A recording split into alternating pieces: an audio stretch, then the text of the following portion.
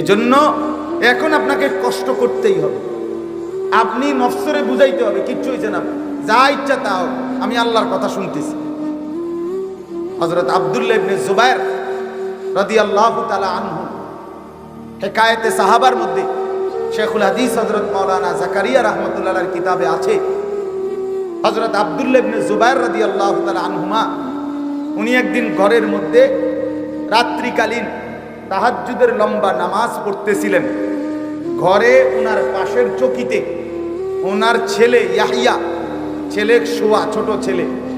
এই অবস্থায় ঘরের চাল থেকে ছোট সাপ ঘরের চাল থেকে পড়ছে। বিবি বাচ্চারা অন্যরা হই হুল্লুর চিল্লাচিল্লি চেঁচামেচি করে এই সাপ মারছে, চিৎকার চেঁচামেচি করছে। উনি ওনার নামাজই পড়তেছেন। সালাম ফিরাইবার পরে ওনার বিবি ওনারে বললেন, নফল নামাজ ছেড়ে দিলে হইতো না? বুঝেন নাই কথাটা? নফল নামাজেরা এটা ছেড়ে দিলেও তো সারত। তিনি বলেন, কেন ছেড়ে দিত? মানে কি কারণে, কি হয়েছে? বৌমা কয়, কি হয়েছে? এবার বেডি সেট উঠিনি, তে বেটা কয়, কি হয়েছে বেটা? দুনিয়া এক কিনার করে লাইলাম, এবার এমন কয় কি হয়েছে? উনি বলতে, আসলেই কি হয়েছে বলো, আমি তো বুঝতেছি না কি হয়েছে। হায় আল্লাহ, আপনি কিছুই টের পান নাই? না, এতক্ষণ পর্যন্ত সাপ পড়লো, মারলাম, চিৎকার দিলাম, আমরা এত আওয়াজ হইল, আপনি টের পান নাই কিছুই? তিনি বলছেন বিবিকে, হাই বিবি, যদি টেরই পাইতাম তাহলে কি সেটা আমার নামাজ হতো?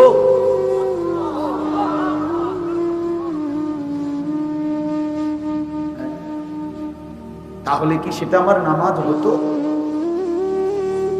এজন্য প্রিয় বন্ধু আমার, বাপ আমার, ভাই আমার, মুরব্বী বলি আর জওয়ান বলি, সবার কাছে বলি, বাপ, আল্লাহর কথা মনোযোগ দিয়ে শুনতে হয়, আগ্রহ নিয়ে শুনতে হয়, দিল ভরা মহব্বত নিয়ে শুনতে হয়, আন্তরিকতা নিয়ে শুনতে হয়, মানার মানসিকতা নিয়ে শুনতে হয়।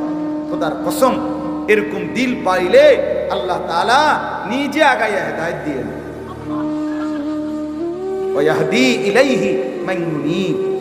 আল্লাহ বলে, আমার যে বান্দা আমার দিকে ঝুঁকে আসে, আমি রব্বুল আলামিন এগিয়ে হেদায়েত নিয়ে তাকে হেদায়েত দিয়ে দিই, হেদায়েত দিতে থাকি। আল্লাহ বলে, বান্দা তুমি আসো, তুমি আসবা এক বিঘত, আমি আসবো এক হাত।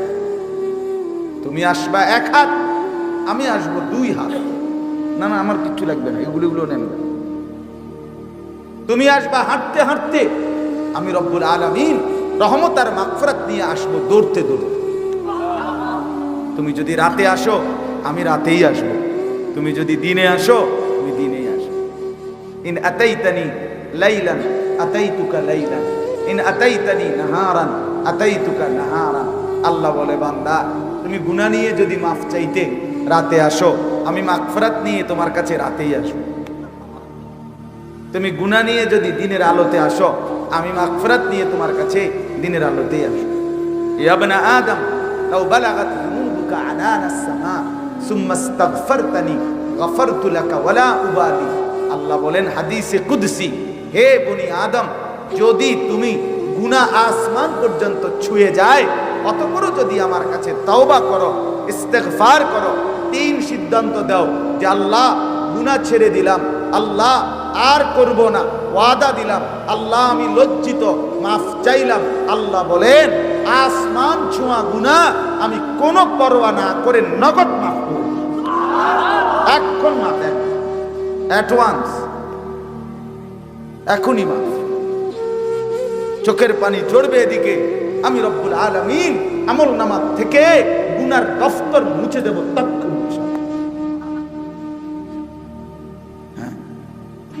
লাউ আন্নাকা আতাইতানি বিকিরাবিল আরদি খাতায়া লা আতাইতুকা বিকিরাবিহা মাগফিরা সুম্মা ইস্তাগফারতানি লা তুশরিকু বি শাইআ লা আতাইতুকা বিকিরাবিহা মাগফিরা। আল্লাহ বলে, বান্দা জমিনে বালু কণা যেই পরিমাণ, বালুর কণা, এই জমিনে পৃথিবীর মধ্যে বালুর কণা কয় লাখ হইব? 10 লাখ, 10 লাখ, 10 কোটি। আপনার 14 গোষ্ঠী কন্যা পারব? কথা বলে না। তো আল্লাহ তাআলা বলেন, বান্দা জমিনের বালুর কণা যেই পরিমাণ, তোমার গুনাহ যদি হয় সেই পরিমাণ, সেই গুনাহ নিয়েও যদি তুমি আমার কাছে আসো আর শিরিক মুক্ত ঈমান নিয়া, আমার সাথে আর কারো শিরিক করো নাই, শিরিক মুক্ত ঈমান নিয়ে যদি তওবা করো, 3 শর্ত তওবা। তওবা মানে 3 জিনিস। কয় জিনিস? আবার বলেন। 1 নাম্বার গুনাহ ছেড়ে দিলাম, বলেন। 2 নাম্বার আর করব না ওয়াদা দিলাম। 3 নাম্বার লজ্জিত আমি মাফ চাইলাম। এই 3টা হইতে হবে একসাথে। আল্লাহ বলেন, এরকম তওবা যদি আমি পাই, আমি তো দিল জানি, আমি যেমন মুখের কথা বুঝি, আমি তোমার অন্তরের কথাও বুঝি। আল্লাহ বলেন, সত্যিকারে এমন তওবা যদি হয়, তাহলে আমি আল্লাহ সমপরিমাণ মাগফিরাত নিয়ে তোমার কাছে আসব। হ্যাঁ, শর্ত হইল তওবা তওবার মতো হইতে হইল। ও বিড়ি খাইতে খাইতে আস্তাগফিরুল্লাহ, আমনের এই আস্তাগফিরুল্লাহর রূপে আস্তাগফিরুল্লাহ বোঝেন নাই? আমনের আস্তাগফিরুল্লাহর রূপে কি? আস্তাগফিরুল্লাহ মানে আমনে যে আস্তাগফিরুল্লাহ কইছেন, এটার রূপে কইলাম আর আস্তাগফিরুল্লাহ।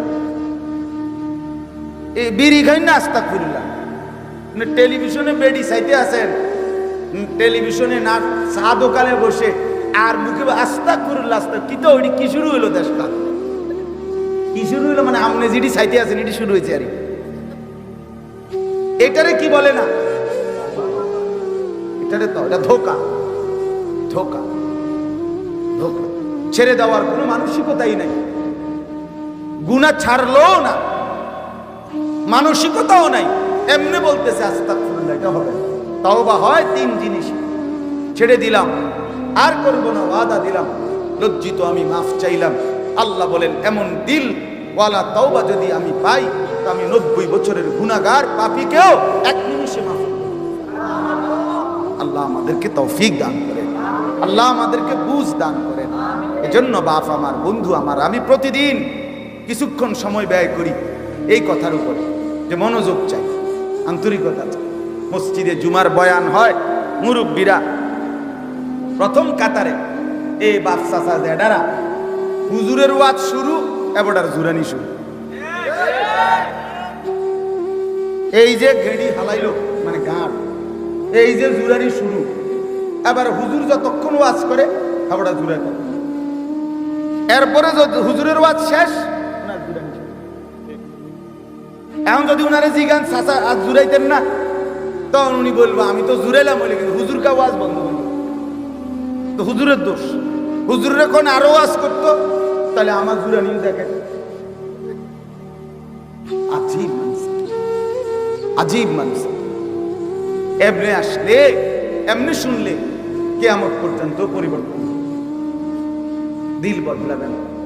ছেলেরা মসজিদের পিছন দিক দিয়ে বসে এই ঠেলা ঠেলি, ধাক্কা ধাক্কি, খুঁচাখুচি, কেউ শার্ট ধরে টান দেয়, কেউ টুপি ধরে টান দেয়, কেউ প্যান্ট ধরে টান দেয়, কেউ মোবাইল টিপে, কেউ হাসি মজাক ফালত্রামি।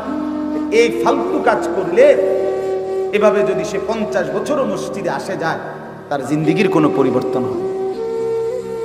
পরিবর্তন হয় না বাপ। এই জন্য আজকে আমি সবসময় বলি, বাস্তবিক অর্থে যথাযথ আন্তরিকতার মনোযোগ থাকলে, আগ্রহ থাকলে, মানার মানসিকতা থাকলে, খোদার কসম আমাদের মসজিদগুলোতে প্রত্যেক জুমার নামাজে ইমাম সাহেব এবং খতিব সাহেবরা যেই বয়ান করে উম্মতের হেদায়েতের জন্য, এই বয়ানই, জুমার বয়ানই যথেষ্ট। কিন্তু সত্যিকার সমস্যা কোথায়? মানসিকতা নাই, দিলের মধ্যে অনুভূতি নাই, মানার কোনো প্রেরণাই নাই। আমরার হুজুর, আমরার হুজুর, আমরার ইমাম সাহেব, আর এবার আর কিতা করি, আপনার ইমাম সাহেব হয়েছে দেখতে আমরা হচ্ছে গেছে। এটা একটা অসভ্য কথা না? বলেন না কেন? এটা কেমন কথা বললেন? আমরা ইমাম সাহেব অনেক সময় মাহফিলে বহুত বড় আফসোস লাগে, ও বলে যে হুজুর আসরের পরে কেউ ওয়াজ করব, আমরা ইমাম সাহেব এরা টুকটাক কিছু কথা টথা কইব। মানে এটাকে যেভাবে বর্ণনা করে, মানে এটা ফালতু। এটা কোনো ইনসাফ হইল? কথা বলেন, এটা ইনসাফ হইল? আল্লাহর কথা যে বলে, যখন বলে, এলাকার হোক আর চাঁদের দেশের হোক আর মঙ্গল গ্রহের হোক, খোদার কসম আল্লাহর কথা যে বলে সেই দামি, সেই সম্মানী, তারটাই মূল্যবান। তিনি ইমাম হোক, তিনি খতিব হোক, এলাকার হোক, দূরের হোক, দূরের হোক। হ্যাঁ, আমার খুলনার হযরত বলেন প্রত্যেক মসজিদের ইমাম মুয়াজ্জিন দুইজনই আল্লাহ তাআলার প্রিয় বান্দা, আল্লাহর নেক বান্দা। ওই এলাকাবাসীর উচিত দ্বীন শিখার জন্য, আখিরাতের রাস্তা চিনার জন্য নিজ নিজ মহল্লার ইমাম, মুয়াজ্জিন, খতিব উনাদের সাথেই উপযুক্ত সম্পর্ক, আন্তরিকতা বাড়ানো উচিত। তাইলে দেখা যাবে হেদায়েতের জন্য, জান্নাত পাওয়ার জন্য উনাদের রাহবারি, পথ প্রদর্শন এটাই যথেষ্ট, এটাই যথেষ্ট। আন্তরিকতা চাই, সোজা কথা হলো আন্তরিকতা চাই। আন্তরিকতা দরকার, মানার মানসিকতা দরকার।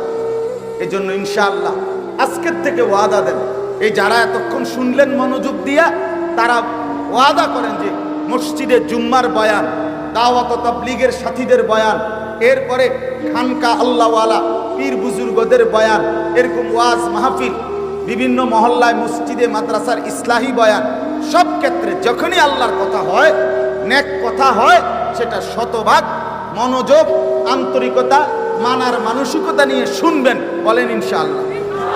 দিল থেকে বলেন, দিল ধোকা দিয়ে হাত তুললেন না, বাটপারি সিটারি করে হাত তুললেন না, কিন্তু কইলাম ক্ষতি হবো। কিন্তু হাতে হাত নামান, ফাইজলামি ফাইজলামি হাত তুললেন না,